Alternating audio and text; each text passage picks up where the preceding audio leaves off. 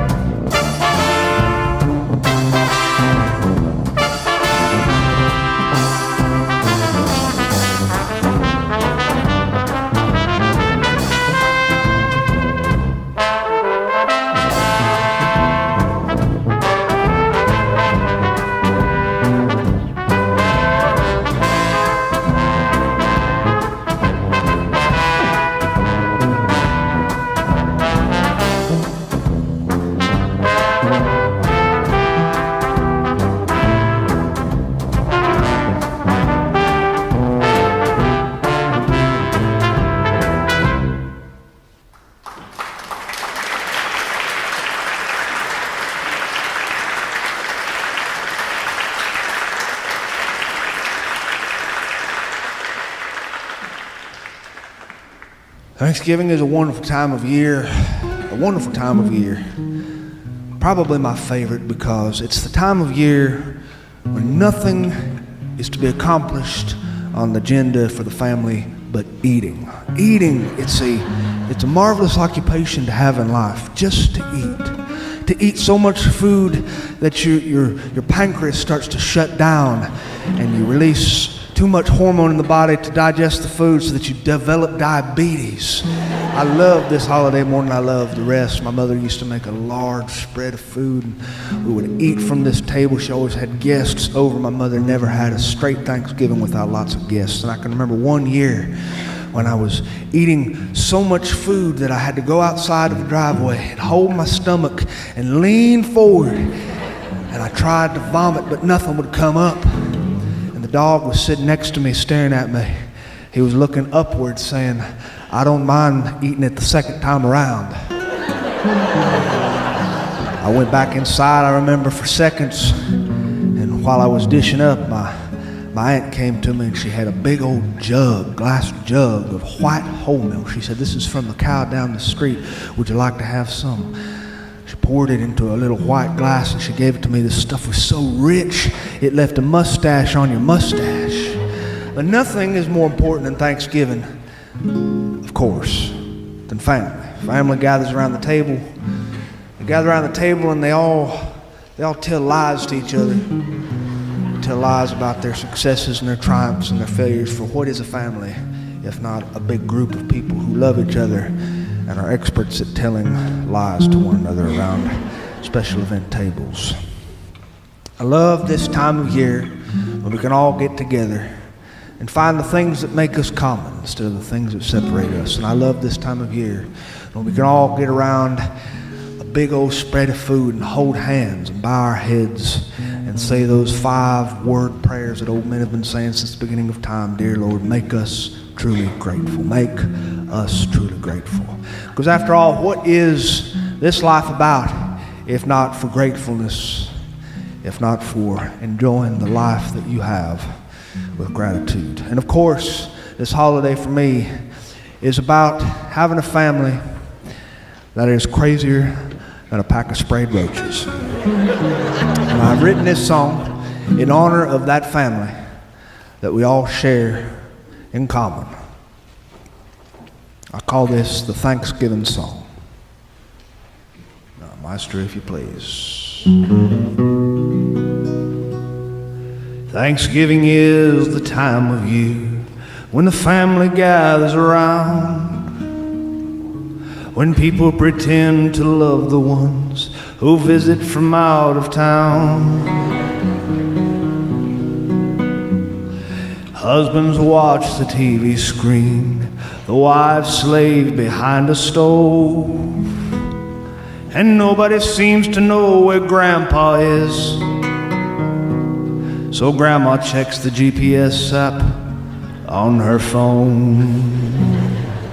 Thank you, Lord, for giving me the things I need, the sun and the rain and the apple trees. The Lord's been good to me. You chased Grandpa through the neighborhood and you found him on someone else's porch. He was telling stories that were not true, and he had a cocktail in his hand. He told them his name was Wilbur, even though his name is Sam. He pretended he wasn't a Baptist, but Episcopalian. Thank you, Lord, for giving me the things I need, the sun and the rain and the sycamore trees. The Lord's been good to me. Dinner with the family was nice. It was nice and filled with joy.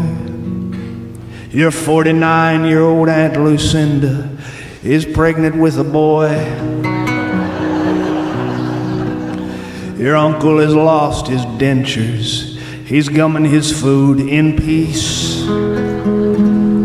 And your sister's dog, Duke, is eating corn on the cob with a brand new set of teeth. Thank you, Lord, for giving me the things I need, the sun and the rain and the sycamore trees. The Lord's been good to me.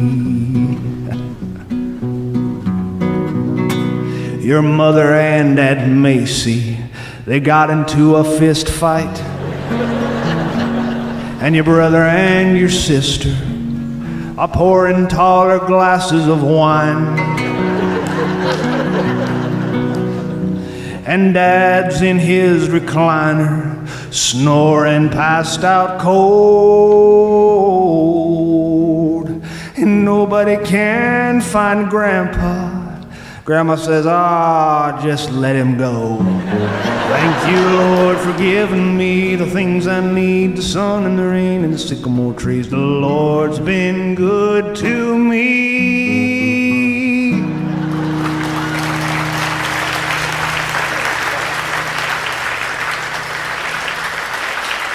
Thank you very much. I appreciate it. Thank you very much. Let's have another tune here from this wonderful brass band. Cho Check, everybody. Cho Check.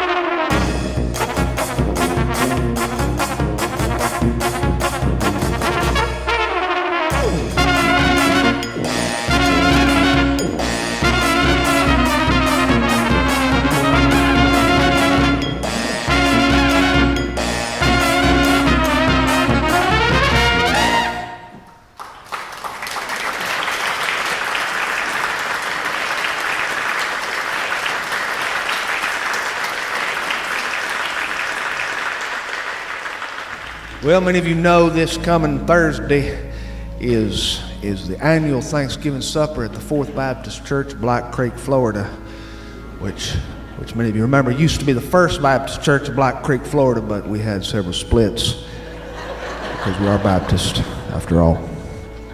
Now, this year's supper is made possible by a sizable donation made by Bill Donahue at Bill Donahue Ford dealership. Where are you, Bill Donahue? Stand up. That's right. He's offering a low-rate financing with no money down and $400 cash back when you purchase or lease a new Ford from Bill Donahue. Anyway, if you want to submit a new dish to this year's annual November Thanksgiving Charity Drive Dinner, you need to go find Erica Smith. She's the chairwoman of the food committee. Erica Smith, raise your hand in the back.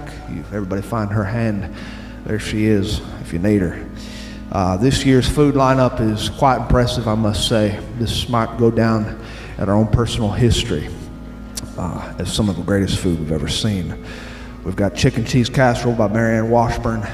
Where are you, Mary? Good to see you, honey. We've got chicken cheese with rice casserole by Arlene Coffey. We've got chicken rice casserole without cheese by Ada Ryerson, and rice casserole with cheese but no chicken by Lou Madison. And of course, we have cheese casserole with no rice or chicken by Mary Randall, and we have a casserole with no chicken, cheese, or rice by Rainey Adams. We have Squirrel de Fantastique. Miss LaWanda Sue made that. Also made by Miss LaWanda Sue is sauteed possum with river shallots. Fried green tomatoes by Sister Sharon Daniels. Oh, I do love me some of them. Fried green pickles by Sister Sharon Daniels. Fried green celery stalks by Sister Sharon Daniels. And fried green M&Ms by Sister Sharon Daniels. Deep fried green watermelon rinds by Sister Sharon Daniels, and deep fried green apple cores by Sister Sharon Daniels. Deep fried past issues of Better Homes and Garden magazines, Sister Sharon Daniels, and deep fried green ham. We've also got the congealed salads. We've got ham and egg salad with green food coloring by Miss Rachel Albertson, and jello salad with extra mayonnaise and extra peanut sprinkles, as requested last year by the pastor. Amanda Ronalds made that. God bless you, Amanda. Also on the potluck line, back by popular demand, are the tiny crustless cucumber sandwiches about the size of a pocket-sized matchbook that provide no nutritional value for growing boys, but look pretty, by Sister Katherine Johnson. And now we're coming to my favorite part of the buffet lineup. My favorite part. In my mind, I sense some legends are going to be made this year.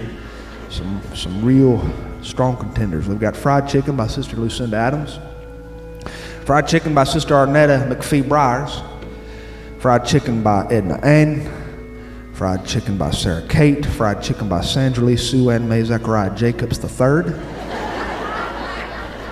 We've got fried chicken by Sherry McCookerson, fried chicken by Barbara Ornetta, and fried chicken by Kate Cushion. And ladies, if you've brought fried chicken this year, please, we ask that you be respectful of your sisters in Christ, because this is not a competition over who could make the best fried chicken. Last year, I'm sure many of you remember that somebody ruined Miss Sandra Lee Sue Ann May Zechariah III's car by shoving a potato in the tailpipe. Now, I don't need to tell you that this is unchristian behavior, just like I don't need to tell you that whoever wrote the word adulterer on Sister Arnett's windshield and lipstick last year caused great distress and discomfort to Sister Arnett. Potato cheese casserole, Regina Wheaton. Potato cheese bacon casserole by Kathy Walker. Potato cheese bacon and onion casserole, Miss Debbie Wendell. Potato cheese bacon onion pepper casserole, Miss Amantha Drews. Potato cheese bacon onion pepper sausage casserole, Miss Serena Dirksen. And potato cheese bacon onion pepper sausage and chive casserole by Miss Perry Ann Stone Mason. Potato cheese bacon onion pepper sausage chive and turkey casserole, Miss Drella Ford. And potato cheese bacon onion pepper sausage chive turkey and cornflake sprinkle casserole by Miss Ann Wilson. And potato cheese bacon onion pepper sausage chive turkey and cornflake sprinkle casserole with Swiss cheese, Miss Rory Drapestemacher. And for those of you who don't care for that, we have potato cheese bacon onion pepper sausage chive turkey and cornflake sprinkle casserole with Gouda by Miss Lana Stations. Roasted raccoon thighs with mango chutney and walnuts, Miss LaWanda Sue again. All right. Turkey fritters, Yvonne Whiting. Cornbread dressing, Georgia Tabman. We've got potato salad by Flossie Derrickson. Where are you, Flossie? God bless you. I love your potato salad. This year she's also making potato salad without celery, for those of you who don't want celery in your potato salad. She's also making potato salad without mayo or celery, for those of you who don't like either of those. And for those of you who are extra picky, she's also making potato salad without mayo, celery, or potatoes. And now for our desserts. For our desserts this year, we have some extraordinary variety. Things I think you're really going to appreciate. You want to come with your appetite ready. We have some good stuff. We've got pound cake by Sister Rachel Moss. Where are you, Sister Rachel? There she is. We've got lemon pound cake by Deidre Poughkeepsie. Sour cream pound cake by Francine Pondwater. Chocolate pound cake, Yolanda Lopez. Caramel pound cake, Uriah Gregory. Apple pound cake, butternut squash pound cake, brown sugar with caramel glazed pound cake, blueberry pound cake, almond pound cake, honey pound cake, mired pound cake, layered pound cake, mocha pound cake, orange, vanilla pound cake, pina colada pound cake, amaretto pound cake, pistachio pound cake, pumpkin pound cake, and lastly, avocado and ricotta cheese pound cake by Sister LaWanda Sue, who everybody, as it happens, just got released from the psychiatric ward last week. So remember to bring your canned foods for the children's food drive to the Thursday supper. All donations and proceeds this year will go to the Baptist Crusaders Against Beer Foundation. Special music that evening will be provided by Bill Donahue's daughter, Mary Donahue.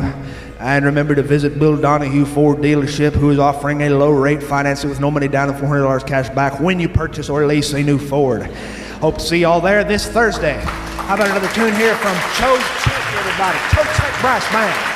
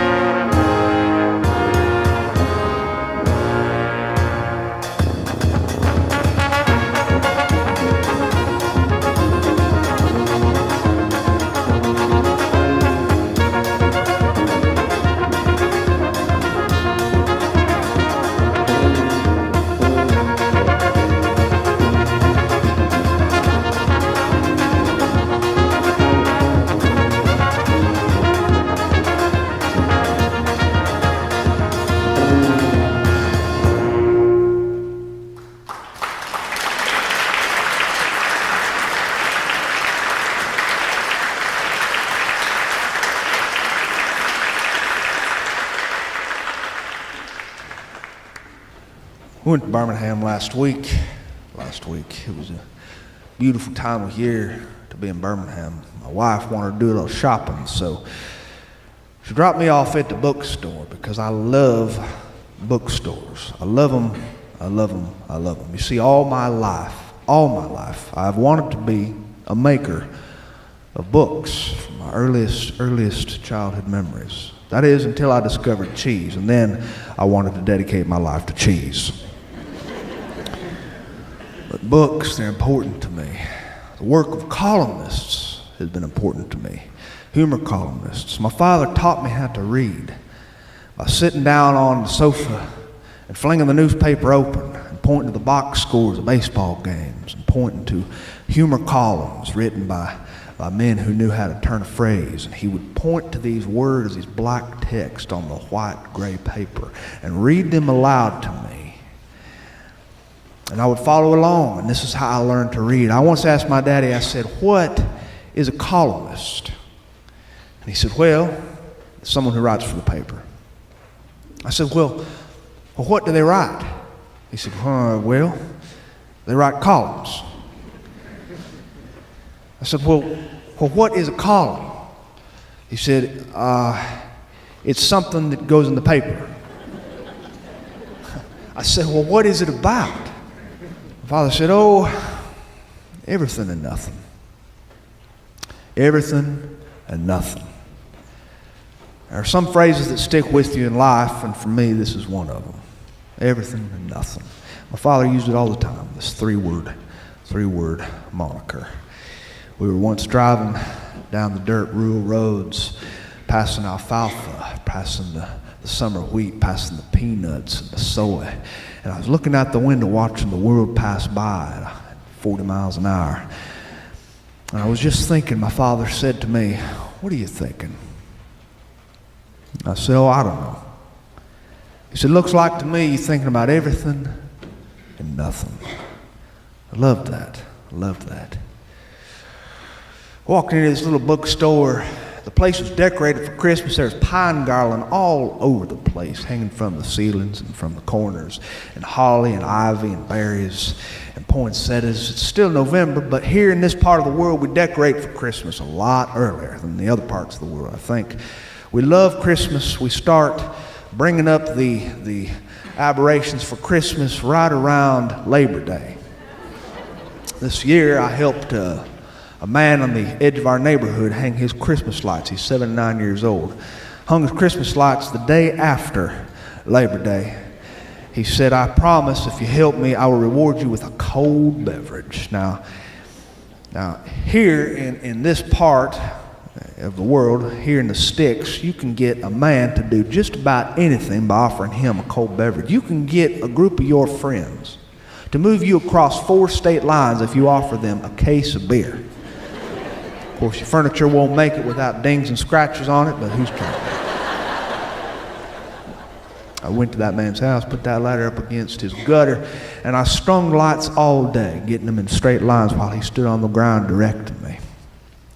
He walked me to his garage refrigerator when I was done, and I was sweaty. He clicked it open, and he pulled something out and handed it to me. He said, "Here's an ice cold chocolate milk, son." I looked at it. I said, "Don't you have anything from the Budweiser Persuasion?" He said, "Son, I'm a Pentecostal. And the only time alcohol ever touches my body is when the undertaker injects it into my blood." So, Christmas time, I love it.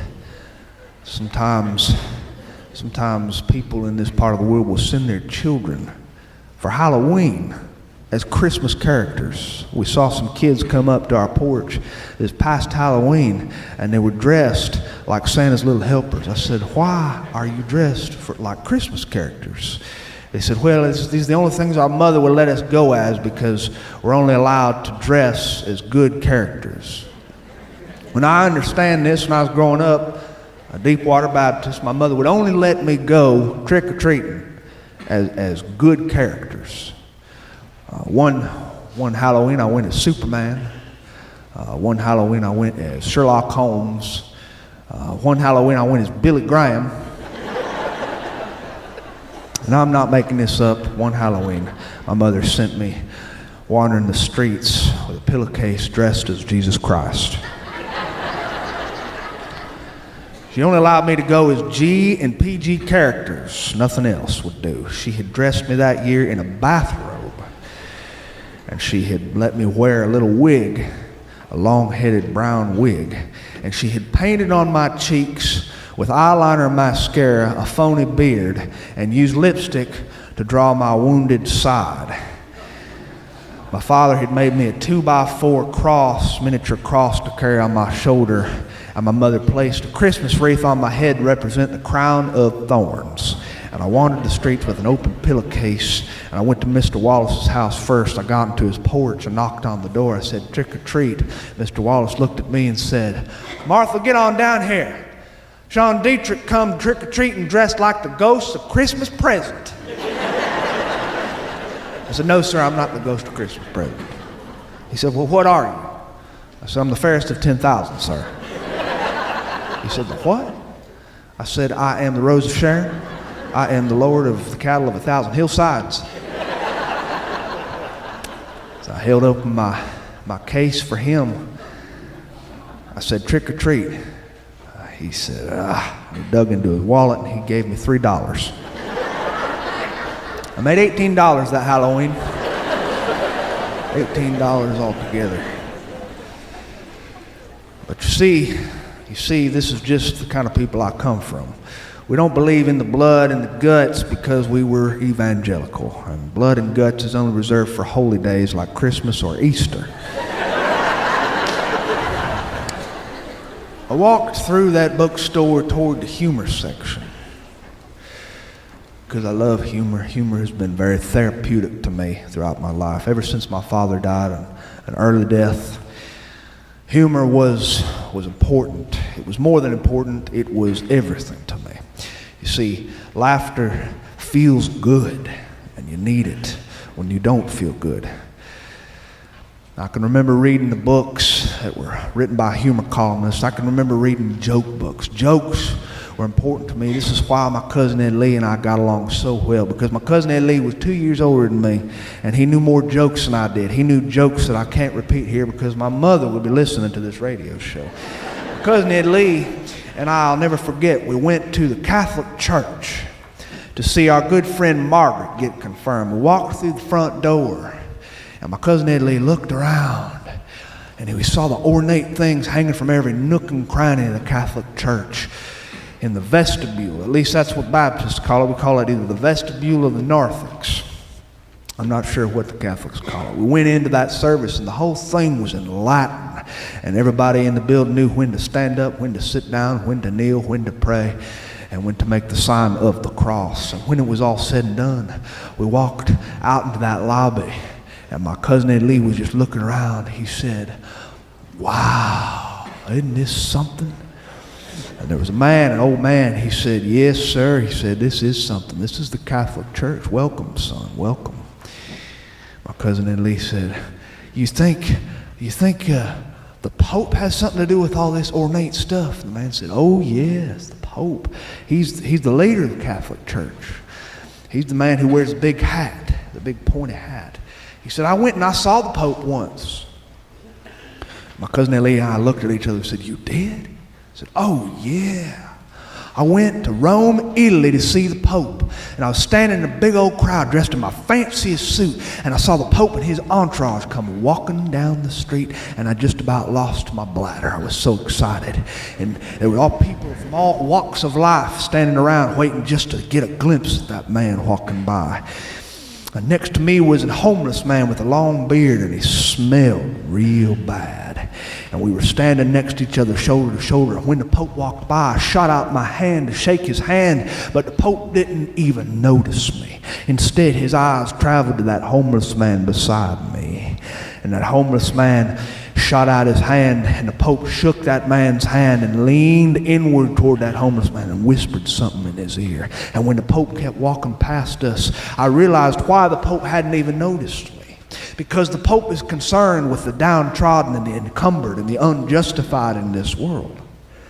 And so, I paid that homeless man $50 for his suit of ragged clothes, and I swapped him my fancy suit. And I put on them ragged clothes, and I ran ahead of the line, and I got so far ahead of the Pope I could see him coming again with his entourage behind him. And I muscled my way toward the edge of the street, and I leaned forward when he was coming by, and I darted out my hand, and that Pope's eyes locked on me. And he walked toward me, and he reached his hand out to shake my hand. And he leaned forward and whispered to me. He said, "I thought I told you to beat it, old man."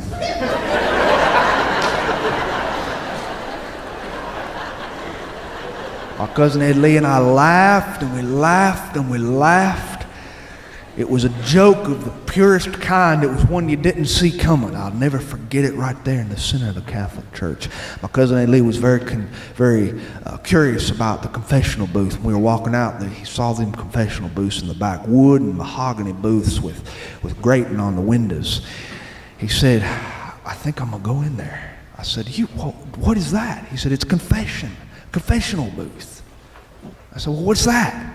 He said, "It's where you go and you confess your sins." I said, "You ain't Catholic." He said, "I still got plenty of sins to confess."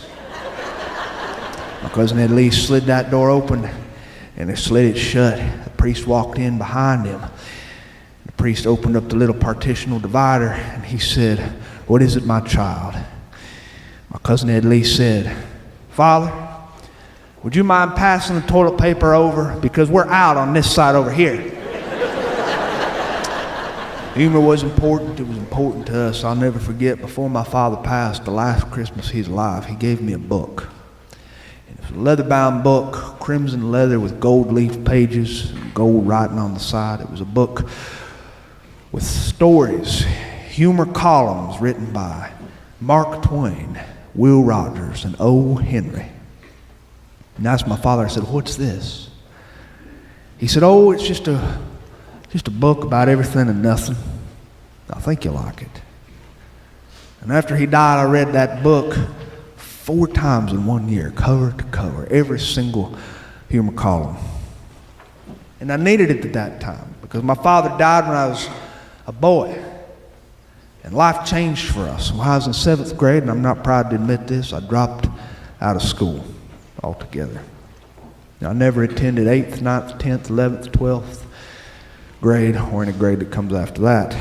And it wasn't until I was a grown man that I enrolled in a community college, and I made up my high school classes, and I took college courses. I finished after 11 years, and I'm no doctor. But books, they were important to me all throughout this period of my life, this educationally lacking period. I educated myself, therefore I take the blame for all foul notions I behold. I read books so often that I started to talk like the things that I was reading. When I was with my friends, I would speak in sentences that were complete. Conversations don't always go in complete sentences. My friends thought I was crazy, but I was just a reader. I loved to read. I would read sometimes for 8 hours in a day, and that's no lie. I loved books. They got me through, and even when I felt like I was nothing compared to my friends who were in school, I felt a little less bad about myself because I knew that I read books. I read books. I wrote my first column ever when I was a teenager, shortly after my father died. I emulated the people that I respected, the humor columnists, and I wrote a column about Thanksgiving. I wrote about my crazy family and about my uncle who probably is a sociopath. I wrote about gathering together and about how your uncle lost his false teeth and how the dog's in the corner eating corn on the cob with a brand new set of chops. I wrote about your senile grandpa and about your mama and your aunt getting into a fist fight. It was a humor column. It was 500 words written on a yellow legal pad with a Bic pen. And I sent it in, snail mail, to a small local newspaper when I was finished. I trembled when I put that letter in the mailbox. My hand was trembling. And I checked the paper every daggum morning. Every morning. I'd open it, and I'd scan every page to see if my writing was in there.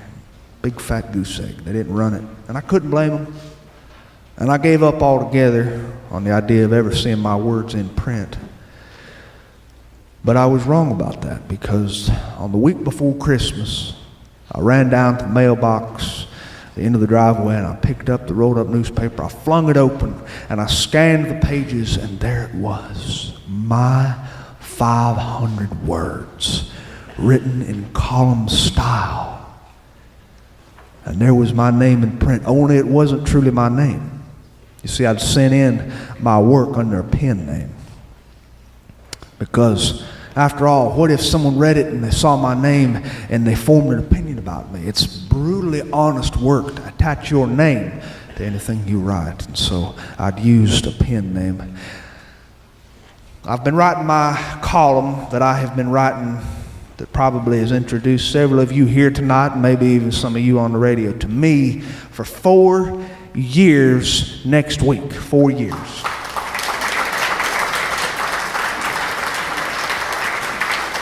I was not supposed to be a writer. I was not groomed to be a writer. I'm a primarily educationalist man, and that's not even a word. But I did manage to write some of my life down on the paper. And I guess I bear the name columnist officially now. But when I first started writing that column, I was going to write it under a pen name. I was going to write it under the name Bill Folds. It was either that or Seymour Butts. There were other phonetic name puns on that list. But my mother was the one who suggested that I write under my own name. She said 2 things to me that she wanted me to do, a list of 2 things she wanted me to do for her. She said, 1, write with your whole heart.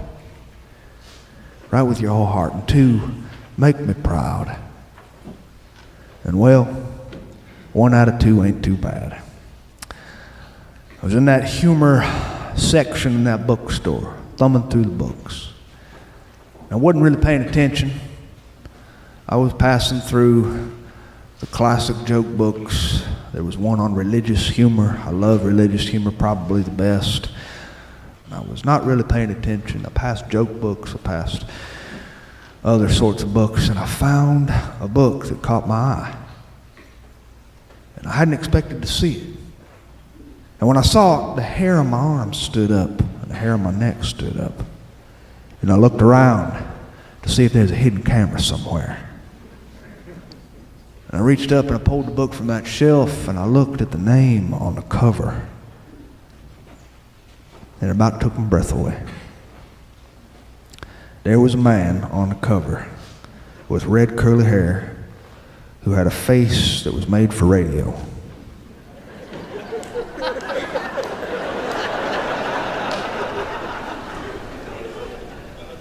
I walked that book to the cashier. I set it down, and she asked what all cashiers ask at the bookstores. She said, would you like to apply for a credit card, 10% off this purchase and no annual fees? I said, sure, why not? She said, great. Would you like to donate to the Children's Literacy Fund? It's only $4 plus the cost of a book, bringing it up to $24. I said, sure, why not? She said, okay, would you like to donate $10 to the animal shelter? It goes to a good cause. I said, why not? She said, would you like to take a survey? It gives you $1 off coupon in our coffee shop and 3 free sugar cubes. I said, bring it on. She said, would you like to enter in your email address? It'll give you enough daily junk email in your inbox to short-circuit Congress. I said, no thanks. And then she started to ring me up. And while I reached into my wallet to get my cash out to pay for this book, this overpriced book, she was looking at it. She said, I ain't never seen this one before. I wonder what it's about. Well, I didn't say much, but I could have told her what it's about. It's about a boy. About a boy who had a rocky life growing up, just like everybody else. Everybody gets the same amount, I believe, of hardship that leads them to exactly right where they are right now. It's about a boy who liked to read books that were funny. He liked words. He liked hooking words together to make complete thoughts. He liked the sound of laughter within himself, and if he couldn't get it out of himself, he liked the sound of laughter from others. It's about a boy with a cousin named Ed Lee and a mother who worked really hard to make that boy feel special in life. It's about a child who misses his father. It's about a dreamer. It's about a man who pieced together a mishmash education and somehow managed to write parts of his life down on paper. But really and truly, it's about more than that. And I told that cashier as much. I said, this book right there that you're holding, ma'am, it's about life. It's about everything and nothing. May you have a happy Thanksgiving this year. To you and yours, I wish you the very best of holidays. Thank you very much for having me this evening. It's been a wonderful pleasure.